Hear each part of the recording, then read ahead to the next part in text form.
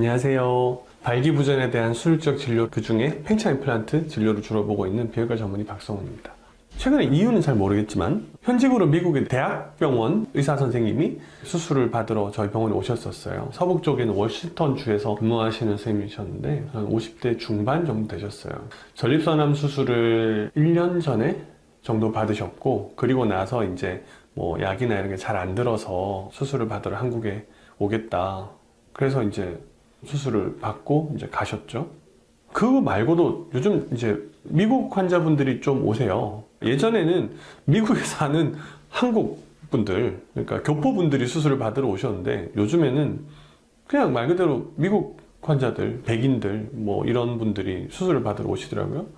연락이 자꾸 와요. 좋고, 저는 기분이 좋고, 그리고 되게 감사한 일이죠. 근데 그런 생각이 들더라고요. 왜 한국에 오는 거지? 팽창 임플란트 수술은 전 세계에서 미국이 가장 많이 합니다. 수술 결과도 좋은 편이에요. 그래서 궁금해서 여쭤봤어요. 왜 한국에 굳이 오셨냐?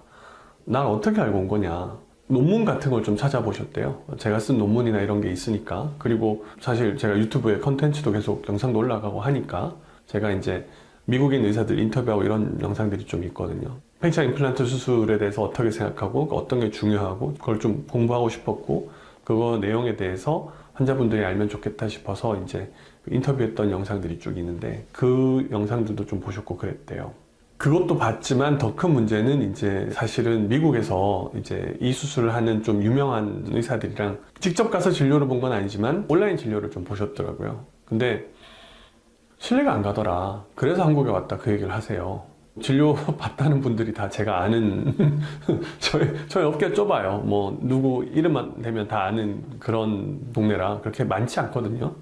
되게 씁쓸했대요. 진료비 문제도 있었고, 이야기하는 내용도 그렇고, 의사들이 되게 어려운 환자긴 하거든요. 환자로서 의사가 좀 되게 어려운 환자긴 해요. 왜냐하면 흔히 말하는 업계의 같이 내용을 아는 사람들이잖아요. 그렇기 때문에 더 까다롭고 요구하는 게 많을 때도 있고, 가령 내과 전문의 선생님들은 저희보다 약에 대해서 훨씬 많이 아실 거잖아요. 그런 면들이 좀 어려울 수는 있는데, 근데 이 선생님이 이제 그렇게 미국에서 진료를 보고 자기가 제일 불편했던 건 그거라고 하시더라고요.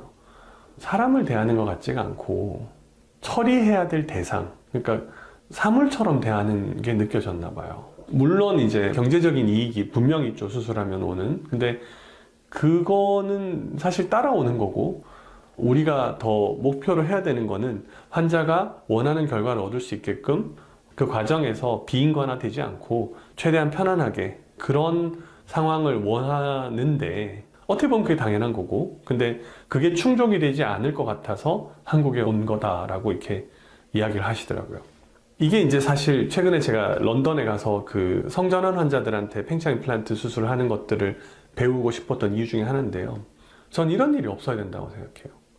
자국 환자들이 그 의료 서비스에 대한 불신이나 혹은 불만족으로 타국으로 이렇게 가는 거 이런 일은 좀 없어야 되는 것 같아요. 아직까지 한국은 그런 면이 많지 않은 것 같거든요. 그래서 참 다행인데 앞으로도 이런 일은 없어야 되는 것 같고, 미국의 의료 제도가 지금 점점 정말 돈은 많이 쓰지만, 나라도 돈을 많이 쓰고 일반 사람들도 보험료 엄청 많이 내지만 너무 가격이 너무 가파르게 오르고 있어요. 비용이 너무 급격하게 상승하고, 그 상승한 비용에 비해서 의료 접근성은 매우 낮아요.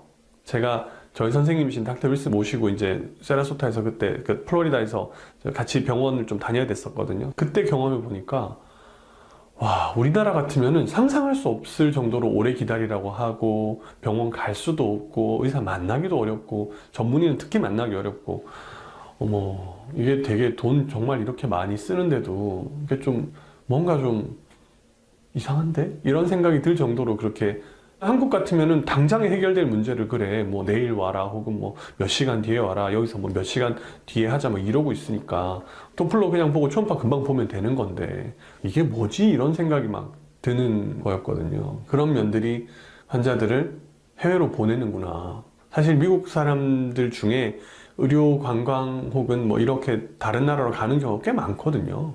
뭐 약사로 캐나다 간다거나 멕시코 간다거나 이런 경우들도 많고, 저런 일은 한국에서는 없었으면 좋겠다. 최소한 팽창형 임플란트에 있어서는 그런 일이 있어서는 안 되겠구나 그 생각이 들더라고요.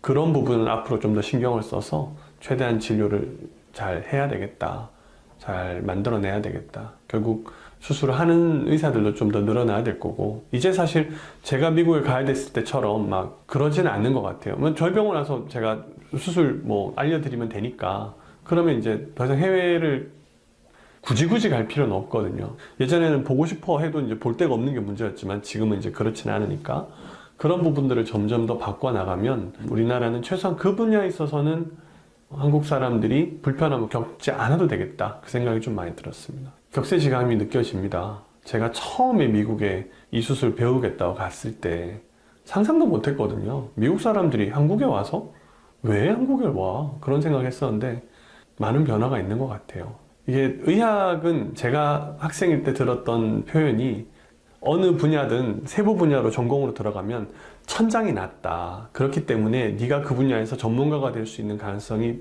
확률이 매우 높다. 그런 얘기를 해주셨던 교수님이 계셨거든요. 의학기술에서는 혹은 뭐 이런 의학 연구에서는 한 사람의 역량이 분야를 많이 바꿔놓을 수 있구나. 사실 우리나라가 팽창 임플란트에 대해서는 아무도 몰랐어요. 전 세계적으로. 근데 지금도 그렇지만 제가 해외 나가서 발표하고 학회에서 이야기하고 이러다 보니까 아, 이제 한국에 그게 좀 많이 알려지는구나. 그런 것들이, 노력들이 논문 쓰고 그런 건 참 처음에 쉽지 않았는데 그런 것들이 이제 세월이 지나니 그렇게 돌아오는구나. 예상하지 못한 방향으로 흘러가는 일들이 있는 것 같아요. 해외에서, 특히 미국에서 그렇게 의사 선생님들이 오셔서 수술 받으시는 경험을 하고 나니까 많은 생각이 드는 것 같습니다. 다양한 감회가 생기는데 앞으로도 계속 열심히 꾸준히 정진해서 한국에서는 팽창 임플란트 관련된 진료로 환자분들이 불편함을 겪으시지 않도록 계속 노력해 나가겠습니다.